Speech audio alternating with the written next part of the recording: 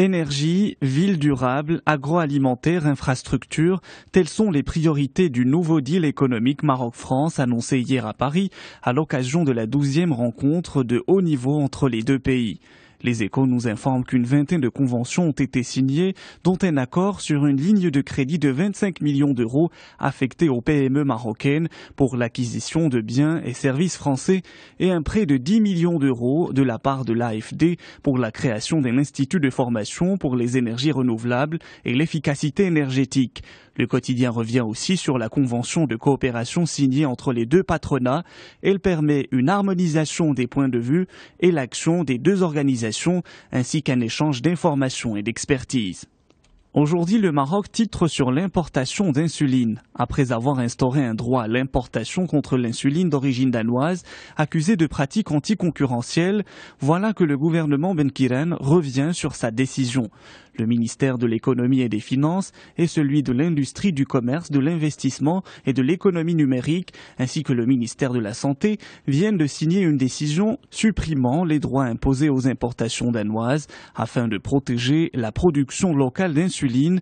Pourtant, l'exécutif devait maintenir initialement ce droit pour une période minimum de 5 années pour la protection de la production marocaine, commente le quotidien.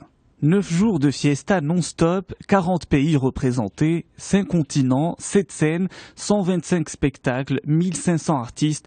Décidément, Mawazine est un festival extraordinaire, écrit Challenge, qui revient en détail sur la programmation de cette année et raconte l'histoire d'une réussite marocaine. Mawazine est le deuxième plus grand festival du monde en termes d'affluence. La dernière cuvée, en 2014, a drainé plus de 2 600 000 festivaliers et pas moins de 38 millions de téléspectateurs. Le Monde publie une enquête sur la FIFA, une institution au bord de l'implosion, peut-on lire en une. Les arrestations de responsables de la Fédération internationale de football mercredi font vaciller l'empire de Joseph Blatter. Malgré la tempête médiatique et les appels à démissionner, le Suisse devrait être réélu aujourd'hui pour un 5e mandat à la tête de la FIFA, écrit le quotidien. Blatter souhaite et peut rester au pouvoir jusqu'à sa mort, a déclaré Guido Tognoni, ex-cadre de la FIFA et ancien conseiller de Blatter. Selon lui, ce dernier veut attribuer le mondial 2026 à la Chine. Pourrait-on bientôt transformer les gènes de son enfant pour le débarrasser de maladies héréditaires, ou même le choisir de A à Z, comme sur catalogue pour en faire un être parfait?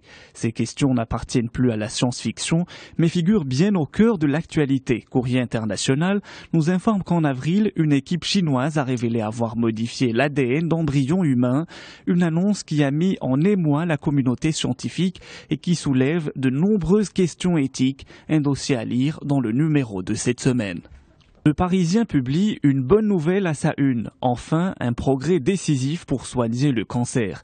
L'immunothérapie est une technique nouvelle qui permet de soigner tous les types de tumeurs. Elle sera au centre du congrès annuel de cancérologie qui s'ouvre aujourd'hui à Chicago.